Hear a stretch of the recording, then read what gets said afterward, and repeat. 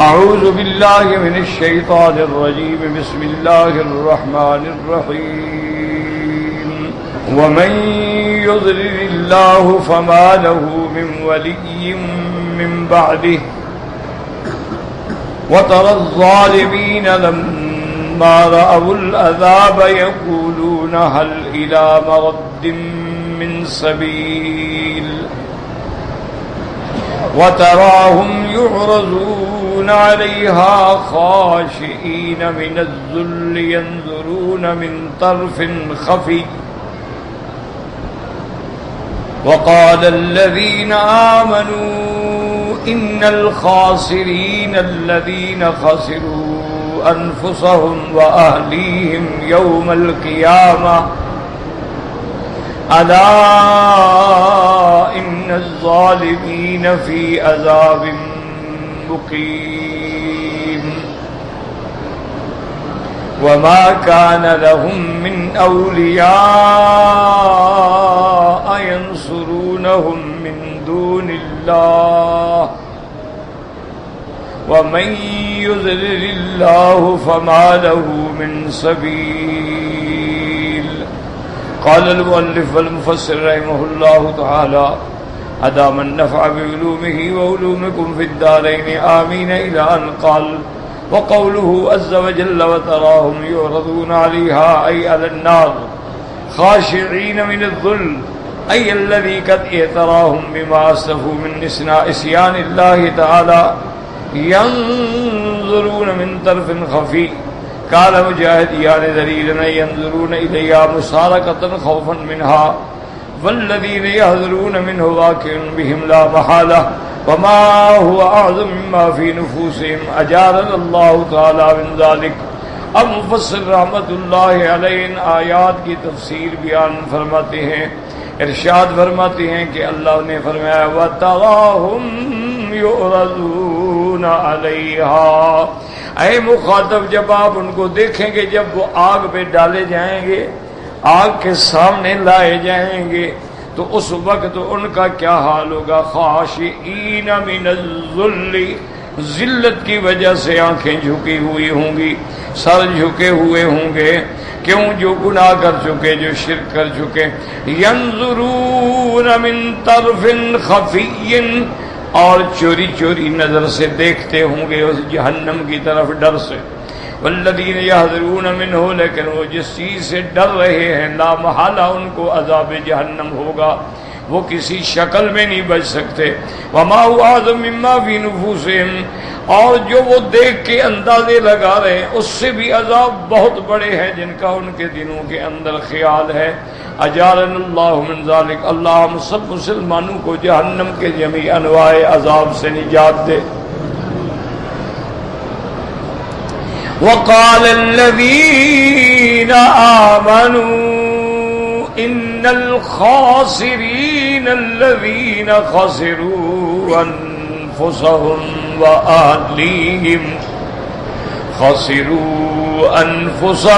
وأهليهم يوم القيامة. وقال الذين آمنوا يقولون يوم القيامة یعنی یہاں صیغہ ماضی آیا ہے نا. قال الذین کہا ایمان والوں نے. حالانکہ معنی مضارع میں ہے کہیں گے قیامت میں. کیوں؟ ابھی قیامت تو نہیں آئی ہے نا لیکن صیغہ ماضی کا. جیسے اللہ فرماتے ہیں وَنَادَى أَصْحَابُ الْجَنَّةِ أَصْحَابَ النَّارِ تو نادا ماضی کا صیغہ ہے. اصل ہے سَيُنَادَوْنَ. جب قیامت ہوگی تو اہل جنت جہنم والوں کو پکاریں گے. لیکن ماضی کا صیغہ کیوں آتا ہے کہ تحقق الوقوع اللہ کی خبر ہے اور اس میں شک نہیں گویا کہ ہو گیا ہے اس لیے ماضی کا صیغہ لایا جاتا ہے. قرآن پاک میں بہت سارے مقام فرمایا قد افلح المؤمنون ماضی کا صیغہ ہے حالانکہ مقام مضارع کا ہے سیفلح المؤمنون. قیامت میں مومن فلاح پائیں گے لیکن اللہ کی خبر میں شک نہیں ہوتا تو گویا کا قیامت قائم ہو گئی. جنت والے جنت میں چلے گئے جہنم والے جہنم میں چلے گئے. اس لیے فرماتے ہیں وقال الذین آمنوا یعنی یقول الذین آمنوا ایمان والے جو ہیں وہ کہیں گے قیامت والے دن ان الخاسرین الذین خسروا أنفسهم وأهليهم يوم القيامة. وہ کہیں گے کہ سب سے بڑا گھاٹا کافروں کا ہے جنہوں نے اپنے نفسوں کو بھی اور اپنے اہل کو بھی ہلاکت میں ڈالا کہ سب جہنم میں آ گئے. یاد رکھیں ایک ہوتا ہے آدمی کو گھاٹا پڑ جائے, ایک ہوتا ہے کہ وہ جو اصل ہے وہ بھی ڈوب جائے. لیکن ایک آدمی کاروبار کرتا ہے, ایک دکان میں 1 لاکھ ڈالتا ہے, نفع نہیں آیا یا گھاٹا ہو گیا, ابھی 20,000 کم ہو گئے. ایک ہے وہ لاکھ ہی ڈوب جائے, ایک یہ ہے کہ صرف پیسے نہ ڈوبے بلکہ بندہ بھی خود ہلاک ہو جائے, غم کی وجہ سے ہارٹ اٹیک ہو گیا, مر گیا. تو اس لیے قیامت میں سب سے بڑا گھاٹا تو کافروں کو ہے نا, نہ مال کام آیا نہ دولت کام آئی, خود بھی ڈوبے اور اپنے خاندان کو بھی جہنم میں لے ڈوبے. اس لیے مومن فرمائیں گے وقال الذین آمنوا ان الخاسرین, یعنی سب سے بڑا گھاٹا الذین خسروا انفسهم وأهليهم يوم القيامة أي ذهب بهم إلى النار فعدموا لذتهم في دار الأبد وخسروا أنفسهم وفرق بينهم وبين أحبابهم وأصحابهم وأهليهم وقراباتهم فخسروهم. یعنی اب یہ جہنم میں چلے گئے, وہ سب چیزیں ختم ہو گئی.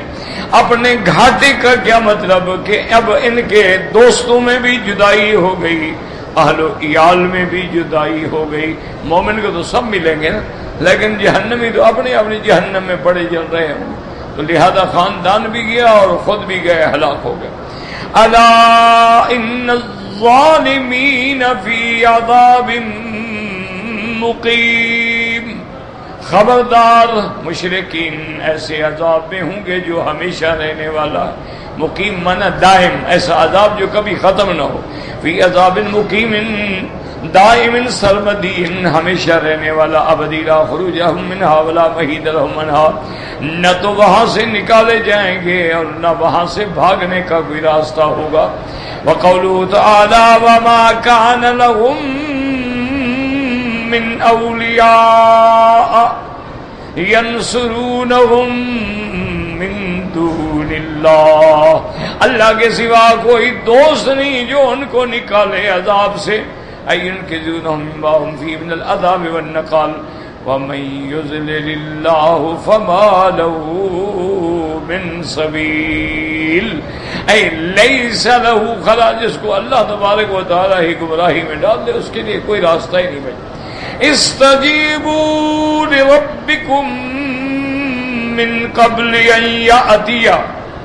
یأتی یوم لا مرد له من اللہ ما لکم من ملجئ یومئذ وما لکم من نکیر. فَإِنْ أَعْرَضُوا فَمَا أَرْسَلْنَاكَ عَلَيْهِمْ حَفِيظًا إِنْ عَلَيْكَ إِلَّا الْبَلَاغُ وَإِنَّا إِذَا أَذَقْنَا الْإِنسَانَ مِنَّا رَحْمَةً فَرِحَ بِهَا وَإِن تُصِبْهُمْ سَيِّئَةٌ بِمَا قَدَّمَتْ أَيْدِيهِمْ فَإِنَّ الْإِنسَانَ كَفُورٌ. لما ذكر تعالى ما يكون في يوم القيامة من الأحوال والأمور الإزام الحائل حذر منه عن الاستعداد له. اللہ تبارک و تعالی نے جب قیامت کا احوال بیان کیا کہ وہاں کیسا عذاب ہوگا, کیسی سختی ہوگی, کیسی شدت ہوگی, تو اب اللہ ڈراتی ہیں کہ میرے بندو بچ جاؤ جہنم سے. اور جہنم سے بچنے کا طریقہ کیا ہے کہ اپنے اللہ کے احکام کی تعمیل کرو. استجیبوا لربکم من قبل ان یأتی یوم لا مرد له من اللہ اے اذا امر بکون فانه كلام البصر يكون وليس له دافع فلا مانع. اللہ نے فرمایا تم اپنے رب کی اطاعت کرو اس دن سے پہلے کہ جب وہ دن آئے گا جب کوئی اس کو ٹالنے والا نہیں ہوگا، کوئی عذاب کو دفع کرنے والا نہیں ہوگا. اس لیے اللہ تبارک و تعالی نے قسم کھا کے بھی کئی مقام پہ فرمایا والطور وکتاب مسطور فی رق منشور والبیت المعمور والسقف المرفوع والبحر المسجور. اللہ نے 5 چیزوں کی قسم کھائی. فرمایا مجھے قسم ہے طور پہاڑ کی، اور فرمایا مجھے قسم ہے کتاب کی جو لکھے جاتے ہیں باریک چمڑوں پہ، اور فرمایا مجھے قسم ہے گھر کی جو بھرا ہوا ہے عبادت کرنے والوں سے، اور مجھے قسم ہے اس اونچی چھت کی، اور مجھے قسم ہے اس دریاؤں کی جو دہکائے جائیں گے، یہ دریا جو بھرے ہوئے ہوں گے. 5 چیزوں کی اللہ نے قسم کھائی. اور اس کے بعد جواب کیا؟ ان عذاب ربک لواقع ما له من دافع. اللہ نے فرمایا میرے مدنی تیرے رب کا عذاب واقع ہونے والا ہے، پھر اس کو کوئی ٹالنے والا نہیں، کوئی روکنے والا نہیں. جبیر ابن مطعم کہتے ہیں کہ میں کافر تھا، میں مدینہ منورہ میں گیا تھا حضور کی خدمت میں کسی معاملے کے لیے، جب مکے میں قحط پڑ گئی تھی اس کے لیے، تو کہتے ہیں میں مسجد نبوی کے باہر کھڑا تھا اور حضور نے یہ سورۃ والطور پڑھی. جب حضور سورت یہ پڑھ رہے تھے میں سن رہا تھا، اور جب حضور نے فرمایا ان عذاب ربک لواقع، تیرے رب کا عذاب ہر حال میں آئے گا، کوئی ٹال نہیں سکتا. کہتا ہے میں ڈر گیا، میں کانپ گیا کہ کہیں اللہ کا عذاب میرے اوپر نازل نہ ہو جائے. اور کہتے ہیں دخل الاسلام فی قلبی، اسلام میرے دل میں داخل ہو. قرآن ہے نا، ہم تو میرا بھائی پڑھتے ہیں بس نہ پڑھنے کے برابر، ورنہ یہ ہو نہیں سکتا کہ آدمی قرآن پڑھے اور قرآن اثر نہ کرے. اللہ نے قرآن میں ایسی تاثیر رکھی ہے، اللہ نے قرآن میں ایسا جذب رکھا ہے، اللہ نے قرآن میں ایسی ہدایت رکھی ہے، یہ ایسی نعمت ہے کہ یہ گمراہوں کو ہدایت دے دیتا ہے، بیماروں کو شفا دے دیتا ہے، ساری اندر کی میلوں کو دور کر دیتا ہے. لیکن شرط ہے کہ قرآن کے پڑھنے والے پڑھیں اور غور کریں. اللہ نے 5 چیزوں کی قسم کھائی ہے. اور خدا کی شان دیکھیں کہ اللہ تبارک و تعالی نے والطور، اس پہاڑ کی جہاں حضرت موسیٰ علیہ السلام سے کلام ہوا ہے.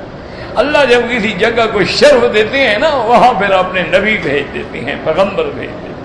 دیکھو اللہ نے کعبے کو شرف دیا، آدم کو بھیجا پھر بنانے کے لیے، ابراہیم کو بھیجا، اسماعیل کو بھیجا، اور جب بن گیا تو قیامت تک اس کو بسانے کے لیے محمد مصطفیٰ کو بھیجا صلی اللہ علیہ وسلم. اسی طرح اللہ نے مدینے کو نوازا تو محمد مصطفیٰ کا ڈیرا لگوا دیا. اسی طرح اللہ تبارک و تعالی نے جہاں جہاں اللہ نے کوئی شان بیان کی ہے، اس لیے فرماتی ہے والطور وکتاب مستور، اور مجھے قسم ہے اس کتاب کی جو لکھی گئی ہے فی رق منشور. رق کہتے ہیں چمڑا. اب پہلے زمانے میں کاغذ نہیں ہوتا تھا نا، تو جانوروں کے چمڑوں کو باریک کر کے اس پر لکھا جاتا تھا، اور وہ کتاب بھی ایسی جو کھلی ہوگی. علماء نے فرمایا اس سے مراد کیا ہے؟ صحیفہ اعمال ہے جو قیامت کے دن ملے گا. اذ الصحف نشرت، جب تیرے صحیفے کھول دیے جائیں گے. اور اسی طرح قرآن کہتا ہے کہ ہر انسان جو ہے وہ کل انسان الزمناہ طائرہ فی عنقہ ونخرج له یوم القیامت کتابا یلقاہ منشورا. اللہ نے فرمایا والبیت المعمور، مجھے قسم ہے اس گھر کی جو بھرا ہے، آباد ہے. معمور مانا جہاں عبادت والے ہیں. علماء نے فرمایا اس سے مراد کیا ہے؟ بعض فرماتے ہیں یہ وہ گھر ہے، وہ کعبہ ہے جو 7ویں آسمانوں پہ ہے. لیکن ایک قول یہ بھی آتا ہے حضرت ابن عباس کا کہ اللہ نے 15 کعبے بنائے ہیں. ہر آسمان پہ کعبہ ہے، ہر زمین میں کعبہ ہے. 7 اور 7 14 اور 15واں کعبہ جو ہے یہ زمین کے اوپر ہے، لیکن وہ جتنے کعبے ہیں سب اسی کعبے کے ہی حال میں ہیں، یعنی اگر اوپر والوں کو اتارو تو اسی کعبے پہ آئے گا، نیچے والوں کو لاؤ اسی کعبے پہ آئے گا، اصل یہی کعبہ ہے۔ اس لیے فرمایا والبیت المعمور والسقف المرفوع، اور مجھے قسم ہے اس چھت کی جو تیرے لیے میں نے اتنی اونچی چھت بنائی ہے۔ چھت کیا ہے؟ آسمان۔ وَجَعَلْنَا السَّمَاءَ سَقْفًا مَحْفُوظًا، اللہ فرماتے ہیں میرے بندے میں نے تیرے لیے کیسے محفوظ چھت بنا دی ہے، مجھے اس کی قسم ہے۔ وَالْبَحْرِ المسجور، اور مجھے قسم ہے دریاؤں کی جو بھرے ہوئے، یعنی کیا مانا؟ پانی سے بھرے، اور بعض علماء فرماتے ہیں نہیں والبحر المسجور، آگ سے بھرے ہوئے۔ وہ فرماتے ہیں اذا البحار سجرت، جب آگ جلائی جائے گی دہکائی جائے گی۔ علماء فرماتے ہیں چونکہ ان تحت البحر نارن، یہ جو دریا ہیں سمندر ہیں ان کے نیچے آگ ہے، جب قیامت کی گھڑی آئے گی تو وہ نیچے کی چادر ہٹ جائے گی تو نیچے والی آگ اوپر آئے گی، اوپر سے چاند ستارے سب جھڑ کے اس میں ڈالے جائیں گے، نتیجے کیا نکلے گا کہ سارے سمندر آگ بن جائیں گے۔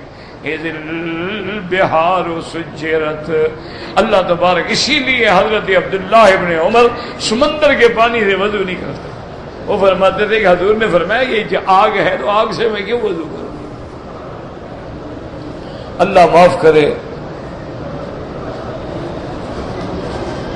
پہلے جو ہے نا جی کافر مذاق اڑاتے تھے کہ خدا نے کہتا ہے یہ دریا جو ہے آگ ہے، وہ کہتے ہیں عجیب بات ہے، دریا کے نیچے، پانی کے نیچے بھی آگ ہوتی ہے؟ پانی تو آگ کو بجھا دیتا ہے۔ اور مسلمانوں کا عجیب عقیدہ ہے، وہ کہتے ہیں کہ تحت النار بحرن، کے اس کے نیچے ایک دریا ہے۔ وہ کہتی پانی میں آگ کیا مطلب؟ اب جناب 1420 سال گزرنے کے بعد جب ان کے آنکھوں کے سامنے نظارہ آیا نا، اب کہتے ہیں قرآن سچا ہے۔ یہ جو آپ نے پڑھا ہوگا کہ انڈونیشیا میں بالی کے جزیرے میں سونامی کے نام سے جو زلزلہ اور طوفان آیا تھا نا، وہ کیا تھا؟ لوگ بتلاتے ہیں کہ ہم اس یہ جزیرہ جو ہے نا بالی انڈونیشیا کے بڑے خوبصورت ترین جزیروں میں ہے، یعنی مناظر بھی ہیں، سبزہ بھی ہے، اور لوگ بھی بڑے خوبصورت ہیں، اور جہاں خوبصورتی ہو پھر یہ عیاش اور بدماش لوگ پہنچ جاتے ہیں۔ تو ان کے جو ساحل ہے نا جی سمندر کا، یوں سمجھ لیں کہ وہ گناہوں کا اڈا ہے، وہاں شیطان بھی کانپتا ہے۔ تو لوگ کہتے ہیں کہ ہم سمندر کے کنارے پہ تھے، کوئی سن باتھ لے رہا تھا، کوئی ویسے لیٹا ہوا تھا، کوئی سیر کر رہا تھا، پکنک منا رہے تھے، کوئی کھانا کھا رہے تھے۔ وہ کہتے ہیں ہم حیران ہوئے کہ یہ پانی جو ہے نا جی ہماری طرف آتا ہے، کبھی کبھی آپ نے دیکھا ہوگا سمندروں کے کنارے لہر آئے گی یوں آگے پھر چلی جائے گی۔ وہ کہتے ہیں ہم نے دیکھا کہ سارا پانی جو ہے واپس جا رہا ہے۔ تو ایک نظارہ بن گیا نا جی کہ بھئی یکدم پانی جو ہے واپس جا رہا ہے سمندر کی طرف۔ اچھا وہ کہتے ہیں سارا پانی جا رہا ہے اور جاتے جاتے گم ہو رہا ہے، ہمیں سمجھ نہیں آیا کہ کیا ہو گیا۔ اچھا لوگ کیمروں سے فوٹو لے رہے ہیں، ویڈیو بنا رہے ہیں، تماشے بنا رہے ہیں، ان کے لیے ایک نیا منظر ہو گیا نا۔ اصل کیا تھا کہ سمندر میں ایک جگہ پہ قدرت کی طرف سے، اللہ کی قدرت سے، یعنی ایک یوں سمجھ رہے گڑا ہو گیا، ہولوکاسٹ ہو گیا، اور یہ پانی جب نیچی جگہ ہوگی تو نیچی جگہ میں آئے گا۔ وہ نیچی جگہ میں گیا، جب نیچے چلا گیا تو نیچے گرم ہوا کہ نیچے آگ تھی، اس گرمی سے پانی جو نکلا ہے نا 200 میٹر اوپر جا کے طوفان بن گیا۔ اب کہتے ہیں قرآن سچا ہے جی، سمندر کے نیچے تو واقعی آگ ہے، ورنہ یہ کیسے گرم ہوا؟ اب آ گئے ماننے پہ۔ اچھا جب قرآن کہتا تھا کہ ہم پہاڑوں کو ایسے دیکھیں گے آپ کے پہاڑ چل رہے ہوں گے، یوم تمور السماء مورا وتصیر الجبال سیرا، پہاڑ چل رہے ہوں گے، وہ کہہ رہے ہیں آپ دیکھو ان کا دماغ خراب ہے، مسلمانوں کا پہاڑ بھی چلتے ہیں بھلا؟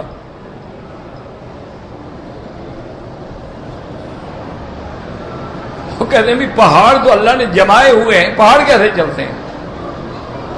اب جب زلزلہ آیا نا جی مظفر آباد میں اور باغ میں اور چمن میں اور کشمیر میں اور جموں کشمیر میں، اللہ ان پہ رحمت کرے مسلمانوں پہ، تو وہ لوگ بتاتے ہیں کہ معلوم یہ ہوتا تھا کہ پہاڑ اپنی جگہ سے چل کے ہٹ گئے، اپنی جگہ چھوڑ دی پہاڑ، آنکھوں سے لوگوں نے دیکھ لیا۔ اچھا اسی طرح قرآن کہتا ہے کہ اذا دکت الارض دکن دکا، ہم ان کو ریزہ ریزہ کر دیں گے، پہاڑ ٹوٹ جائیں گے۔ اب جو میں اگلے دن بھی دیکھ رہا تھا تصویر اس پہاڑ کی جہاں زلزلہ آیا ہے، تو جب نیچے سے زلزلہ ہے نا این درمیان میں پہاڑ دو ٹکڑے ہو گیا۔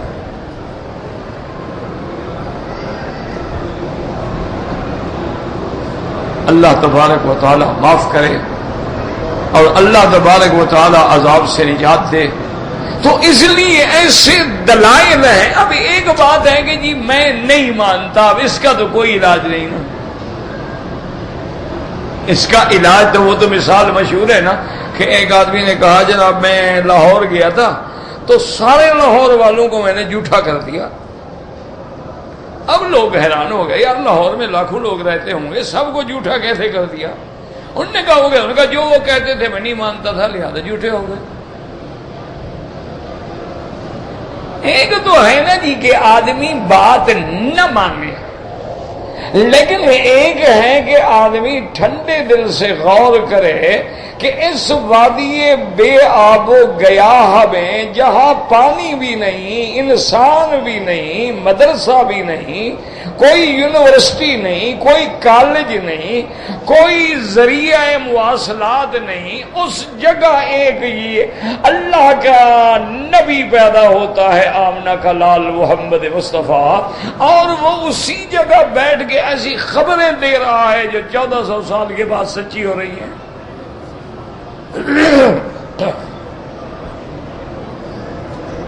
دیکھو نا ٹھنڈے دل سے، یہ ابھی کوئی 4-6 مہینے کی بات ہے کہ آپ کے کراچی میں ہی ہیں وہ ایک، اب بزرگ تو میں نہیں کہتا، بگڑ گیا بیچارہ، پٹڑی سے ہٹ گیا، اس کا خاندان تو واقعی بزرگ ہے، لیکن وہ اللہ کا بندہ، بس اللہ ہدایت دے، بھی زندہ ہے اس لیے ہدایت کی دعا کرتے ہیں۔ دعا کریں اللہ کراچی میں بھی امن کرے، پورے ملک میں امن کرے۔ عجیب حالات ہو گئے، انا للہ، حضور نے فرمایا تھا میری امت پہ ایسے فتنے آئیں گے، یکون العاقل حیرانا، عقل والے لوگ جو ہیں حیران ہو کے پاگل ہو جائیں گے، یہ کیا ہو رہا؟ آج دیکھ لو وہی کچھ ہو رہا، یعنی سمجھ، دیکھو نا جی، سمجھ آتی ہے کہ انسان ایک دوسرے کو گولی مار دے،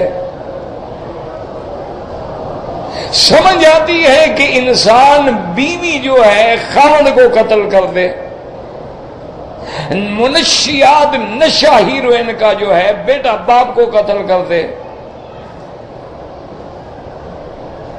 کوئی سمجھ والی بات، یہ کوئی کون سا، یہ تو کوئی جانوروں کا معاشرہ ہو گیا نا، کوئی انسانوں کا تو معاشرہ نہ ہوا نا۔ اور یار جانور بھی بڑا سوچ سمجھ کے، اصولی بات یہ ہے کہ وہ کہتے ہیں نا کہ ایک دفعہ ہارون الرشید کے زمانے میں ایسے حال پیدا ہوا ملک میں کہ ہر طرف بربادی بربادی بربادی۔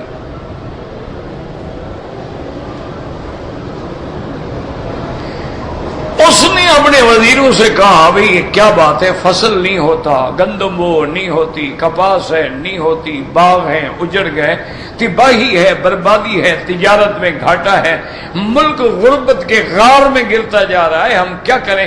کسی نے کہا یہ کرو، کسی نے کہا یہ کرو، کسی نے کہا یہ کرو، سارا زور لگا لیا بادشاہ ہارون الرشید نے، لیکن حالت تبدیل نہ ہوئی،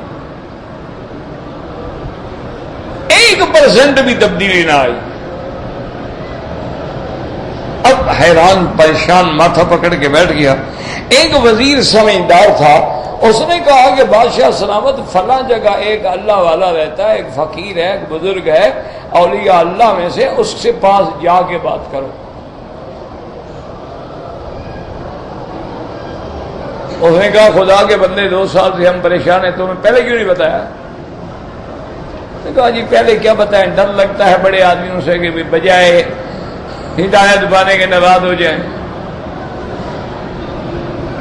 تو بہرحال بادشاہ جو ہے اس کے پاس گیا، اور یاد رکھو جب مشکل پڑتی ہے نا پھر مولوی بڑے یاد آتے ہیں، اللہ والے بڑے یاد آتے ہیں۔ جب ان پر مصیبت پڑے نا جی پھر ان کو بڑے یاد آتے ہیں، مولوی بھی، اولیاء اللہ بھی، بزرگ بھی۔ اب دیکھو نا جی مثلا جنازہ ہو رہا ہو، کبھی تم نے وزیر کو بلایا کہ وزیر صاحب جنازہ تو پڑھا دو، کیوں اس کے باپ کو نہیں آتا، پڑھائے گا کیا؟ مٹی پڑھا دے گا۔ اس نے خود کبھی نماز نہیں پڑھی، وہ تو لوگوں کو دیکھ کے کھڑا ہو جاتا ہے۔ تمہارے ملک کا ایک بہت بڑا لیڈر تھا، اللہ بخشے فوت ہو گیا، اللہ اس پر رحم کرے، جو فوت ہو گئے سب پہ رحم کرے۔ وہ ایک جنازہ پڑھنے کے لیے آیا تو ایک بہت بڑے عالم نے مجھے کہا، اس نے کہا میرے ساتھ بیٹھا رہا، ہم نے اکٹھے سفر کیا، جنازہ آگے تیار تھا، آگے کھڑا ہو گیا۔ اللہ جب جنازہ ہو گیا تو میں نے کہا شریف آدمی تمہیں وضو تھا؟ کہتے جی وضو کیسا؟ بغیر وضو کے تم نے جنازہ پڑھا؟ کہا جی کیا ہے، جن کا میں نے جنازہ پڑھا ہے وہ ولی اللہ تھا۔ میں نے کہا یہ کوئی جواب تو نہ ہوا، اللہ کی نماز بدبخت تو نے بغیر وضو کے پڑھی ہے۔ اور کہا چھوڑو جی، جب یہ حال ہو، اب جناب بادشاہ جو تھا نا جی وہ تنگ آ کے آخر اس اللہ والے کے دروازے پہ آیا۔ وہ حضرت مسکرائے، فرمایا ہارون اب کیسے آ گئے؟ انہوں نے کہا حضرت یہ آپ دیکھ رہے ہیں پورے ملک میں اللہ کا ایک عذاب ہے، کنٹرول ہی نہیں ہو۔ اور نے کہا ہارون بات سنو، ایک مصیبتیں عرضی ہوتی ہیں، ان کا علاج بھی عرضی کیا جاتا ہے، اور ایک مصیبتیں سماوی ہوتی ہیں، ان کا علاج زمین سے نہیں ہو سکتا۔ ہم نے فرمایا بے وقوف آدمی، ایک تو زمین کے مصائب ہیں، ٹھیک ہے جی پانی نہیں ہے، پانی دے دو زمین آباد ہو گئی۔ اچھا جی بیج اچھا نہیں ہے، اچھا بیج ڈال دو۔ اچھا جی سردی زیادہ پڑ رہی ہے، فصلوں پر جناب چھپر لگا دو۔ لیکن جب آسمانوں کا عذاب اترے تو اس کا کوئی علاج نہیں، ماں سوائے اس کے کہ اپنی قوم کو نکل کے اللہ کے راستے میں توبہ پہ لگاؤ، 2 رکعت پڑھو اور سارے سجدے میں گر جاؤ اور خدا سے معافی مانگو۔ بادشاہ نے حکم کر دیا کہ کل سارا آبادی جو ہے نکلے باہر میدان میں، خود بھی آیا، سارے آئے، وزیر بھی آئے، گر گڑا کے 2 رکعتیں پڑھی، رو رو کے دعائیں مانگی، ہفتے کے اندر انقلاب آ گیا، سب کو ٹھیک ہو گیا۔ کہا اللہ کے بندے مصیبت تو اوپر سے آ رہی ہے، تم نیچے دور لگا رہے ہو، تو نیچے سے کیا ہوگا؟ وہ راضی ہوگا تو مسئلہ حل ہوگا نا۔ تو اس لیے جناب اب یہ ہے کہ سب سے بڑی یاد رکھو کہ بھی حضور سرکار دو عالم سیدنا محمد مصطفیٰ آپ جب پیدا ہوئے ہیں نہ استاد ہے، نہ مدرسہ ہے، نہ یونیورسٹی ہے، نہ کالج ہے، نہ مکے کی کوئی آبادی پڑھی لکھی ہے، لکھنے والے بھی چند ایک لوگ ہیں، پوری قوم کی قوم امی ہے۔ اچھا پوری کی پوری قوم شراب میں، نشے میں، ڈاکے میں، قتل میں، چوری میں، زنا میں ایسے غرق ہے کہ جس بندے کے پاس زیادہ عورتیں ہیں وہ ناز کرتا ہے کہ میں بڑا سردار ہوں۔ معاشرے کا یہ حال ہے، ہر طرف بگاڑ ہے، کفر ہے، شرک ہے، عقیدہ تباہ ہے، عمل تباہ ہے، اور کوئی ذریعہ علم نہیں ہے۔ وہاں آ کے اللہ کا ایک پیغمبر صادق الامین کھڑا ہوتا ہے، اللہ کی دعوت توحید دیتا ہے، اور اس بگڑی ہوئی قوم کو بتاتا ہے کہ آنے والے دور میں یہ ہوگا، یہ ہوگا، یہ ہوگا، اور آج دنیا اپنی آنکھوں سے دیکھ رہی ہے کہ وہ ہو رہا ہے۔ اب کوئی اور دلیل آپ کو چاہیے حضور کی صداقت کی؟ سرکار دو عالم نے، یعنی آپ دیکھیں کہ آج سے 40 سال پہلے آپ نے مکے میں کوئی اونچی بلڈنگ دیکھی تھی؟ اچھا، آج سے 40 سال پہلے مکے میں آپ نے دیکھا سڑکوں پر درخت ہوں اور یہ ہو اور وہ ہو؟ زیادہ دور نہ جائیں۔ اچھا، آج سے 40-50 سال پہلے آپ نے دیکھا کہ پہاڑوں کے اوپر واٹر ٹینک بنے، پانی کی ٹینکیاں بنے؟ ہم چھوٹے تھے، ہمیں یاد ہے جمعہ رات ہم جاتے تھے مسجد کے آخر میں، برکہ کہتے تھے، وہاں پانی ہوتا تھا اور کہیں پانی ہے ہی نہیں۔ جمعہ رات کو سارے اکٹھے ہو گئے وہاں چلے جاتے تھے کہ پانی ہوگا، کپڑے بھی دھوئیں گے اور رات کھلی جگہ پہ سو جائیں گے، کھلی ہوا بھی ہوگی۔ تو یہ آبادی تھی ساری۔ یہ آپ کا محلہ مسفلہ جو ہے، جہاں اشارہ ہے مسفلے کا، بجلی کا، اپنے ٹریفک کا اشارہ ہے، اس کے سامنے وہ بات ہے جہاں میں پیدا ہوا۔ تو یہ یعنی حرم سے وہاں جاتے ہوئے ڈر لگتا تھا۔ ہم بیٹھے رہتے تھے، والد صاحب وظیفے سے فارغ ہوں تو ان کے ساتھ جائیں۔ اچھا، وہ اللہ کے بندے بیٹھ گئے پڑھنے سے، بیٹھ گئے، بادشاہ بندے تھے، خیال آ گیا ساری رات بیٹھے رہے۔ ہم بیٹھے بیٹھے یہیں سو جاتے حرم میں، اور کیا کریں، وہاں گھر جاتے ڈرتے۔ اچھا، کبھی جلدی اٹھ کے چل پڑے، وہ پیشاب وغیرہ کا تقاضا ہوا تو چل پڑے۔ یعنی اتنا دور جاتے ہوئے ڈر لگتا تھا۔ پورے مکے میں بجلی نہیں، وہ کمیٹی والے گیس لٹکاتے تھے، کوئی بجھ گیا، اندھارا ہو گیا، آپ کیسے جائیں جناب، آگے تو اندھارا ہے۔ لیکن 1400 سال پہلے حضور نے فرمایا تھا ایک وقت آئے گا پیروں سے ننگے، سر سے ننگے، بکریوں کے چرواہے اونچی اونچی بلڈنگیں بنا کے فخر کریں گے کہ میری بلڈنگ اونچی ہے، وہ کہے گا میری بلڈنگ۔ یہ صحیح حدیث ہے کہ حفاۃ عراۃ راعی الشاۃ یتطاولون فی البنیان۔ اسی طرح حضور نے فرمایا کہ قیامت کی نشانیوں میں ہے کہ ایک لڑکا جو ہے وہ بڑا دوستوں کا پیار کرنے والا، دوستوں پہ جان دینے والا، بر لاصدقائہ، اپنے دوستوں کا جان نثار، وفادار، لیکن والد اور والدہ کا نافرمان۔ آج دیکھ لو، جا کے پتہ کرو کالج میں اسے، وہ کہتے ہیں نہیں لڑکا تو بڑا اچھا ہے، پڑھنے میں اچھا ہے، استاد کا بڑا خیال رکھتا ہے، اس کے فرینڈ بڑے اچھے ہیں، گھر میں آتا ہے باپ ماں سے لڑتا ہے۔ اسی طرح حضور پاک نے ایک ایک لفظ پہ ذرا غور کرو۔ آپ نے فرمایا اذا کان امراؤکم شرارکم، جب تمہارے حاکم شرارتی لوگ بن جائیں، واغنیاؤکم بخلاؤکم، اور تمہارے غنی سرمایہ دار لوگ بخیل بن جائیں، اور فرمایا وامورکم الی نسائکم، اور تمہارے معاملات عورتوں کے ہاتھ میں آ جائیں، تمہاری نکیل عورت کے ہاتھ میں آ جائے، فرمایا فبطن الارض خیر من ظہرہا، پھر مر جانا بہتر ہے زمین پہ زندہ رہنے سے۔ اب ایمان سے کہو یہی حال ہے کہ نہیں؟ یہ جو بڑے خان ہیں نا مونچھوں کو بل دینے والے، اگر عورت فیصلہ کر لے کہ میں نے اپنی بیٹی کا رشتہ اپنے رشتہ داروں میں دینا ہے، مجال ہے جناب خان صاحب کی کوئی سنے؟ وہیں ہوگا جہاں بیگم چاہے گی۔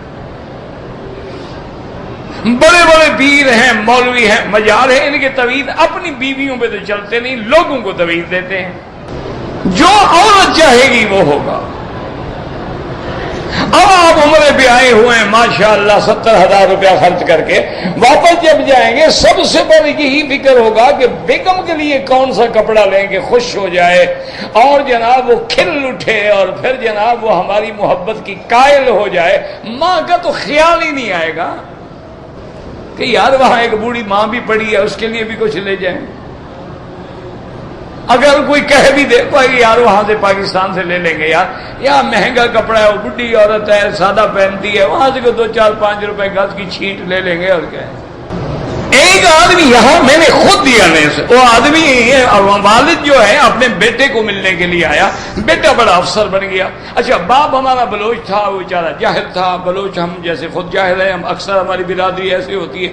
وہ جناب ایسے جاہل سا آدمی آیا جو شہر میں نے کہا چلو بیٹے کو بھی مل لوں، ملنے کے لیے آیا۔ بیٹا بڑا افسر ہے، باہر چپراسی بیٹھے، انہوں نے دیکھا ہے پھٹے پرانے کپڑے، سر پہ پگڑی، ہاتھ میں ڈنڈا، یہ کیا بلا ہے؟ انہوں نے کہا کیا ہے؟ انہوں نے کہا بھی میں نے فلاں کو ملنا ہے۔ نے کہا پاپا بیٹھ یہاں، ملنا ہے کیسے؟ اندر منہ اٹھائے چلے جا رہے، بیٹھو ہم اطلاع دیں گے، آپ کو بلائیں گے۔ وہ جناب بہرحال بڑی مشکل سے اس کو اجازت ملی۔ بیٹے نے اوپر سے کھڑکی کھول کے ویسے جھانکا، دیکھا تو باپ آ رہا ہے، اس کے ساتھ جو لوگ ساتھی کھڑے تھے کہنے لگے کون ہے بڑے؟ کہتے ہمارے علاقے میں، وہاں ہمارے علاقے میں کام کرتا ہے، وہاں ہمارا ہمسایہ ہے، وہاں ہمارے گھر میں جھاڑو شاڑو دیتا تھا، وہ ملنے آ گیا، کیا کروں؟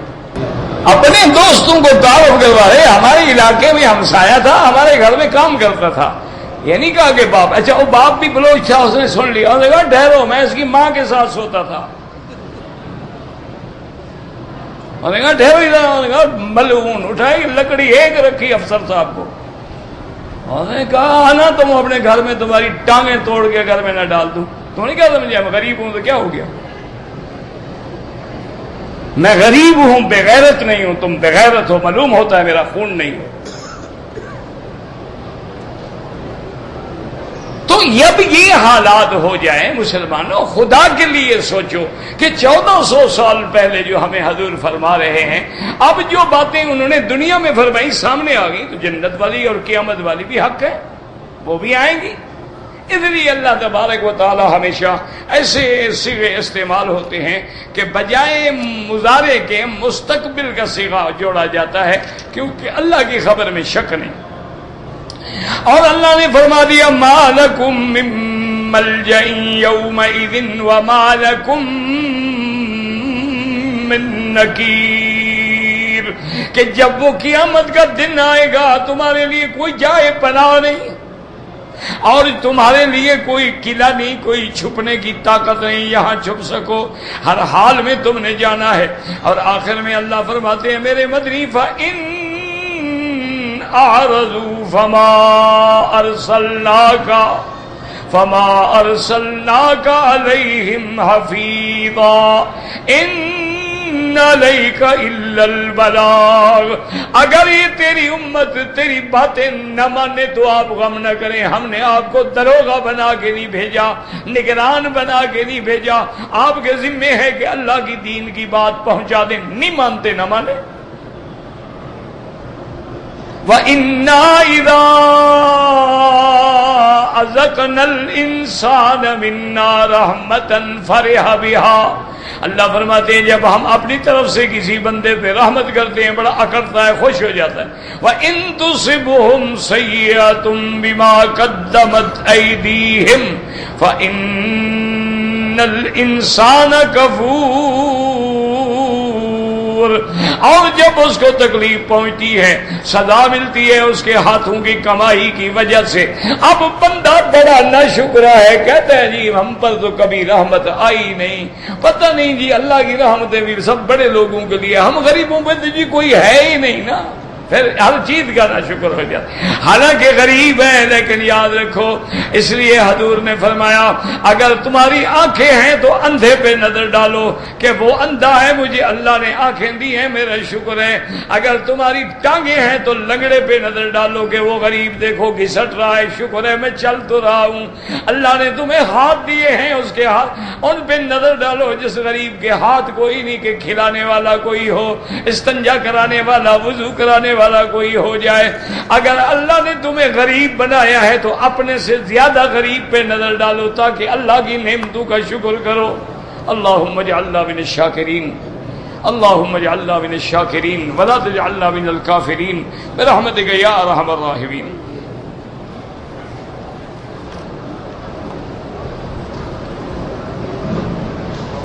ایک عورت نے عمرے کا احرام کھولنے کے لیے بالوں کو پیچھے کر کے اتنے بال کاٹ دیے، ٹھیک ہے،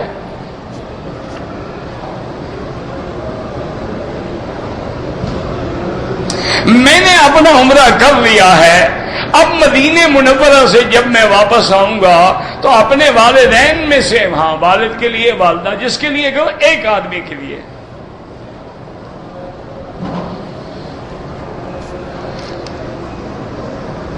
طواف کے دوران میں نماز جنازہ کھڑی ہو جائے، پڑھنا چاہو پڑھ لو، نہ پڑھو کوئی گناہ نہیں، کیونکہ فرض کفایہ ہے، کچھ تو پڑھ رہے ہیں نا۔ اگر پڑھنا چاہو کھڑے ہو جاؤ، پڑھ لو اور پھر طواف شروع کر دو۔ اگر میقات سے بغیر احرام کے ہم گزر جائیں تو کس کس امام کے نزدیک دم ہے؟ سب کے نزدیک دم ہے۔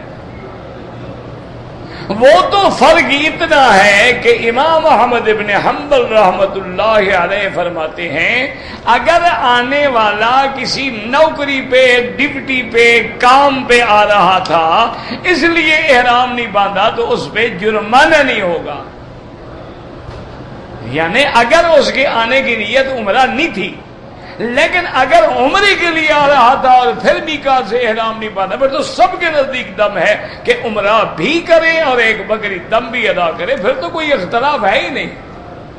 وہ تو اختلاف اس میں ہے کہ آنے والا آ کیوں رہا ہے، کوئی ڈپٹی ہے، نوکری ہے، ڈاکٹر ہے، کوئی اچھا کوئی رشتہ دار ہے، ان کو لکھنا تھا، اس کی نیت نہیں تھی عمرے کی تو وہ بچ جائے گا۔ لیکن امام ابو حنیفہ تو اس کو بھی نہیں مانتے، وہ کہتے ہیں سرکار دو عالم نے جو میقات بنائے ہیں، میقات کا معنی ہی یہ ہے کہ بغیر احرام کے کوئی تجاوز نہ کرے۔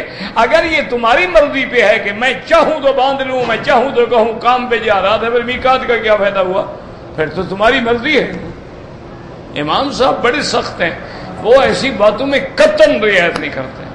اور دوسری ان کی دلیل یہ ہے، وہ کہتے ہیں کہ ایک مثال دو کبھی حضور بغیر احرام کے میقات سے گزرے ہوں، صرف پوری زندگی میں میرے آقا، میرے سرکار، سرکار رحمت دو عالم صرف جب مکہ فتح ہوا ہے تو آپ بغیر احرام کے آئے، اور آپ نے ساتھ یہ بھی فرما دیا لوگوں سن لو، مجھے میرے اللہ نے اجازت دی ہے، اللہ نے میرے لیے جنگ حرم میں حلال کی ہے، لم تحل لأحد قبلی ولا لبعدی، نہ مجھ سے پہلے حلال تھی نہ میرے بعد حلال ہوگی، یہ تو اللہ نے میرے لیے حلال کیا تاکہ مکہ فتح ہو جائے۔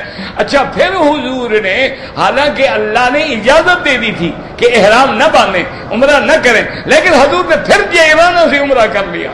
جب فتح مکہ ہو گیا آپ نے حنین کا محاصرہ فرمایا، حنین فتح ہو گیا، مقام جیرانہ پہ آپ نے ڈیرا لگایا، وہیں آپ نے مال غنیمت تقسیم کیا، حضور وہاں سے احرام باندھ کے آئے اور عمرہ کر گئے۔ میرا بھائی ایک طواف خشوع کے ساتھ افضل ہے یا 10 طواف؟ یاد رکھو قیامت میں اعمال تولے جائیں گے، گنے نہیں جائیں گے۔ یاد رکھو کیا مانا؟ تم نے 100 طواف کیا، اس نے 10 کیا، ایک گنے نہیں جائیں گے۔ فمن ثقلت موازینہ، جن کی تولیں بھاری ہو جائیں گی، کیا مانا؟ جس نے طواف عین سنت کے مطابق کیا، ادب سے کیا، خشوع سے کیا، عاجزی سے کیا، تذلل سے کیا، نظر نیچے رکھی، کسی غیر محرم عورت پہ نظر نہیں پڑی، اپنے آپ کو غیر محرموں سے بچا بچا کے چل چل کے طواف کیا ہے، وہ ایک طواف 100 طواف پہ بھاری ہو جائے گا۔ جو ٹکرے مار رہے ہیں اور ادھر جا رہے ہیں اور ادھر جا رہے ہیں اور عورتوں کے اندر سے نکل رہے ہیں، کیا یہ کون سا طواف ہے؟ اس طواف کے ثواب سے زیادہ تو ڈر ہے کہ گناہ نہ ہو۔ کہتے جی کہ ہوٹل کی لفٹ میں 10 ریال پڑے تھے، مجھے ملے ہیں، خیرات کر دو، بس جب مالک کا پتہ نہیں کیا کرو۔ کہتے جی کہ بعض لوگ جو ہیں اپنا عقیقہ 40 سال کی عمر کے بعد کرتے ہیں، یہ جاہل ہیں، عقیقہ ہوتا ہی پہلے 7ویں دن ہے یا 14ویں دن، اس کے بعد تو عقیقہ کوئی ہوتا ہی نہیں۔ یہ کوئی گھر کا مسئلہ ہے کہ تمہیں 50 سال کے بعد عقیقہ یاد آ گیا تو عقیقہ کا؟ اچھا پھر عقیقہ سنت ہے، ہوا الحمدللہ، نہیں ہوا تو نہیں ہوا۔ ایک آدمی غریب ہے، اس کے بعد روٹی نہیں، عقیقہ کہاں سے کرے گا؟ اچھا خدا کی شان ہے، بچے بھی غریبوں کے زیادہ ہوتے ہیں، یہ جتنے کروڑوں پتی عربی پتی ہیں نا، یہ بچوں کے لیے بیچارے تمنا کرتے رہتے ہیں، ایک آدھا بچہ ہوتا ہے، بہت اولاد ہی نہیں ہوتی، اور جس کے گھر میں روٹی نہیں، اللہ کا فضل ہے، اس کی اپنی فٹ بال کی ٹیم ہے پوری، اللہ کا نظام ہے، بس اس کی مرضی ہے۔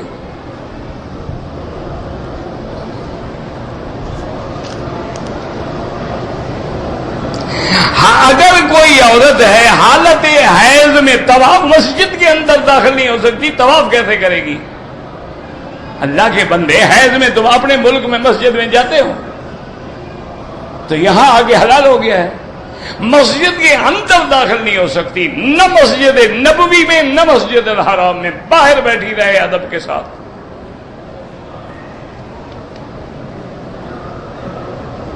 کہتے جی کہ داڑھی کو کینچی لگا سکتے ہیں، بالکل داڑھی بنائیں، سنواریں، بنا جوڑ، حضرت نے فرمایا رکھنا ہے تو اس کی خدمت کرو، سر کے بال رکھو تو ان کو سنبھالو، یہ تو نہیں ہے نا ہر چیز کا حق ادا کرو۔ داڑھی رکھی ہے، تیل لگاؤ، کنگھی دو، کو بال منتشر ہیں تو ٹھیک کرو، کیونکہ میرے آقا رحمت دو عالم سرکار دو عالم کی داڑھی مبارک جو ہے، صحابہ کہتے ہیں جیسے چاند کا حالہ ہوتا ہے نا، ایسے چاند کا حالہ تھا۔ تو اس سے محدثین نے استدلال پکڑا ہے، اس کا مطلب ہے یہ تو ہو نہیں سکتا کہ سارے بال برابر ہوں، تو منع ہے کہ ٹھیک کرتے کراتے تھے۔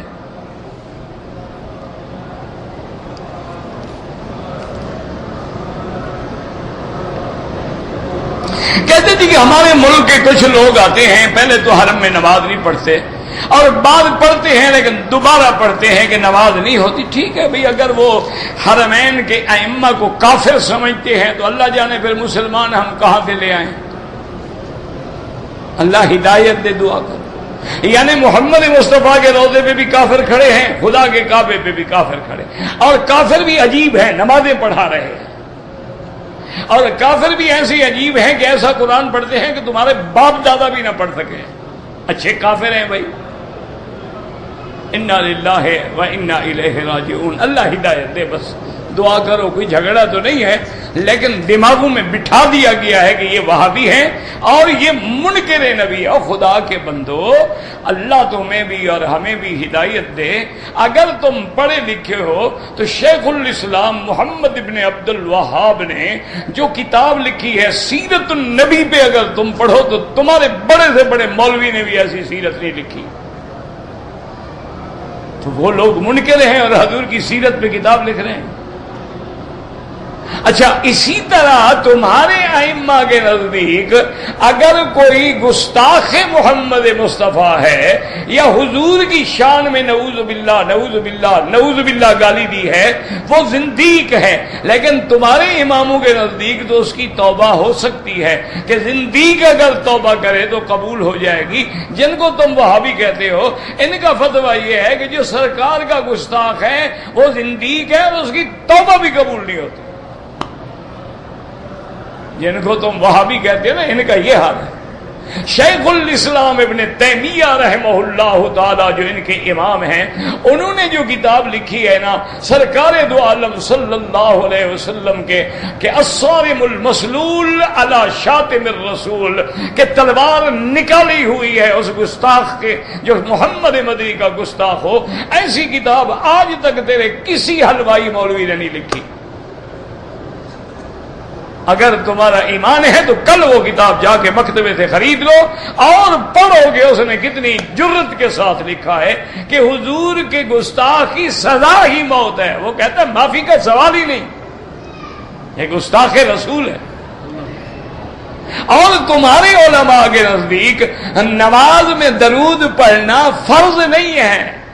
بات سمجھو کیا مانا؟ اگر ایک آدمی نے نماز میں درود نہیں پڑھا، اتحیات پڑھا لیکن درود نہیں پڑھا، سلام پھیر دیا، وہ کہتے ہیں نماز ہو جائے گی۔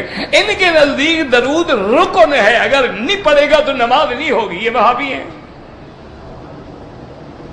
خدا کا خوف کرو۔ اگر دلوں میں تعصب ہے اور دل بغض سے بھرے ہوئے ہیں تو کیا کر سکتے ہیں؟ اچھا، اللہ کے گھر میں کھڑے ہو، چھوڑو مولوی مکی مولوی مدری، مولوی مکی تو خیر مولوی ہی نہیں، میں تو تمہارے قدموں کا ایک مٹی کے برابر بھی نہیں اور علماء کا ادنا غلام ہوں۔ ایمان سے گواہی دو، کعبہ تمہارے سامنے ہے، یہاں مکے کا حرم بنا ہوا بھی تم نے دیکھا ہے، مدینے کا حرم بھی دیکھا ہے۔ ایمان سے کہو کس کو خوبصورت بنایا گیا؟ اس جیسا حرم ہے؟ یہ وہابی ہے۔ اگر یہ منکر رسول تھے یہ تو سڑک ہی نہ بناتے کہ جان چھوڑے حاجی کیا خام خواہ جائیں گے مدینہ، سڑک ایسی بناؤ کہ یہ 10 دن میں ٹرکوں کے بیٹھ کے دھکے کھا کھا کے خود بخود نہیں جائیں گے. ایسی سڑک بنا دی 3 گھنٹے میں آدمی مدینے پہنچ جاتا ہے. اور پھر بادشاہ نے، جن کو تم وہابی نجدی کہتے ہو، اس نے حکم دیا کہ ایسی سڑک بناؤ، وہی رستے تلاش کرو جو ہجرت میں جن پہ محمد مصطفیٰ گیا ہے. یہ وہابی ہیں. تم قوالیاں سنتے ہو، عاشق رسول ہو. تم حجرے اور مجرے میں بیٹھتے ہو، تم عاشق رسول ہو. تم جناب گلے میں کپڑے ڈال کے غیر محرم عورتوں سے ہاتھ ملاتے ہو، عاشق رسول ہو. تم اپنی مزاروں کو، اپنے باپ دادے کی مزاروں کو بیچ کے کھاتے ہو، تم عاشق رسول ہو. تم اپنے بزرگوں کے عرسوں پہ کنویں، موت کے کنویں اور تھیٹر اور گانے والیاں بلا کے گانے گواتے ہو، تم عاشق رسول ہو. خدا کا خوف کرو، قیامت میں مرنا نہیں ہے، اللہ کو جواب نہیں دینا ہے. مدینہ منورہ میں جب وہاں کا حرم کا ایئر کنڈیشننگ پلانٹ لگ رہا تھا تو بادشاہ مرحوم شاہ فہد جو تھے وہ جب موقع پہ آئے تو انہوں نے کہا کہ مجھے دکھاؤ کہاں پلانٹ لگا رہے ہو. اور مدینہ کے حرم کا ایئر کنڈیشننگ پلانٹ جو ہے وہ دنیا کے پہلے نمبر کا پلانٹ ہے. وہ جب لے آئے تو انہوں نے کہا یہ کیا کر رہے ہو؟ انہوں نے کہا حضرت یہ پلانٹ ہے، یہاں سے اے سی چلے گا، سارے حرم کو ٹھنڈا کرے گا. انہوں نے کہا عجیب آدمی ہو. انہوں نے کہا حضرت، انہوں نے خدا کے بندے کیا کر رہے ہو؟ یہ ایئر کنڈیشنر کا کام یہ ہوتا ہے نا کہ یہ یعنی اندر ٹھنڈی ہوا پھینکتا ہے، باہر گرم ہوا ہوتی ہے. اچھا کبھی کبھی اس کا ایگزاسٹ کھول دو، اندر کی ہوا کو باہر پھینکتا ہے، کبھی باہر کی ہوا کو اندر. یہاں گاڑیاں چل رہی ہیں، یہاں دھواں ہوگا، پیٹرول کی بو ہوگی. اگر وہ محمد کے روضے کے اندر چلی گئی تو قیامت میں کون جواب دے گا؟ انہوں نے کہا لے جاؤ، دور لے جاؤ اس پلانٹ کو. اور وہ پلانٹ حرم سے کئی میل دور لے گئے ہیں، ثنیۃ الوداع کے مقام پہ ہے، جہاں سب سے پہلے حضور مدینہ منورہ میں آئے اور مدینے والوں نے استقبال کیا. وہاں لے گئے، اس نے حکم دیا کہ ارد گرد بھی پھول کی پھلے سنے اپنا پھلواری لگا دو. اور وہاں سے زمین دود نہر بنا کے لے آئے کہ اس میں ٹھنڈی ہوا لے آؤ اور پھر حرم میں کھولو. یہ وہابی ہیں. جہاں حضور پاک نے، اب جیرانہ میں حضور نے عمرہ کیا، میقات کی مسجد بنا دی. سیدہ عائشہ کو حضور نے حکم دیا کہ جا کے تنعیم سے عمرہ کرو، وہاں مسجد بنا دی. سرکار دو عالم نے خندق کے موقع پر جہاں جہاں قدم رکھا مسجد بنا دی. سرکار دو عالم نے قباء میں نمازیں پڑھی، قباء کی مسجد بنائی اور حکم دیا کہ ایسا پتھر چن کے لگاؤ معلوم ہوگی یہ 1400 سال پہلے کی بنی ہوئی ہے. یہ تو ہیں وہابی اور نجدی اور ہم جو رات دن جناب ماشاءاللہ یا حجرے میں ہیں یا مجرے میں ہیں، عورتوں کے اوپر پھول پتے نچھاور کر رہے ہیں اور جناب سامنے بیٹھ کے قوالیاں ہو رہی ہیں. قوال داڑھی منڈے ہیں، پان کھا کے گٹکا منہ میں رکھ کے گا رہے ہیں. اور نعت خواں ایسے ہم نے رکھے ہوئے ہیں کہ نعت رسول ہے اور پیچھے باقاعدہ ان کے ردھم دینے کے لیے ساز بج رہے ہیں. یہ عاشق ہے؟ فکر نہ کرو، آنے دو قیامت کا دن انشاءاللہ تمہارے گرے بان ہوں گے اللہ کے اولیاء کے ہاتھوں. نہ عرس والے دن تھیٹر لگاؤ، تھیٹر کا ثواب ملے گا مرشد کو. کیا خیال ہے؟ خدا کا خوف کرو. یاد رکھو یہ ٹھیک ہے کہ توحید کے معاملے میں یہ پہاڑ ہیں، توحید کے مسئلے میں یہ کسی کی رعایت نہیں کرتے، اسماء و صفات میں کسی کی رعایت نہیں کرتے. لیکن ایمان سے کہیں کہ جب اذان ہوتی ہے اس میں اشہد ان محمد رسول اللہ کہتے ہیں کہ نہیں کہتے؟ تو پھر یہ وہابی کیسے ہو گئے؟ کوئی عقل کرو.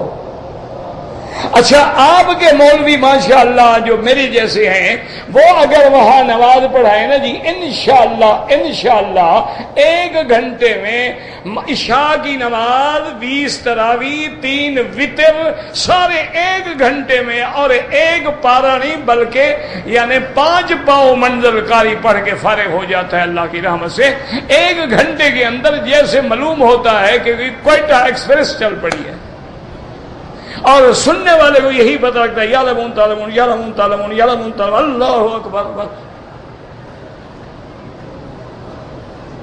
نہ ایمان سے کہو جب یہاں نماز پڑھتے ہو تو مسلمان ہو، تمہیں لطف نہیں آتا ہے کہ کیسے نماز، تو اس کو کہتے ہیں نا کہ ایک سے ایک قاری قرآن پڑھ رہا ہے، اور رکوع کیسے ہوتا ہے، رکوع سے کتنی دیر کھڑے ہوتے ہیں، سجدہ کیسے ہوتا ہے، سجدے کے بعد کتنی دیر بیٹھتے ہیں۔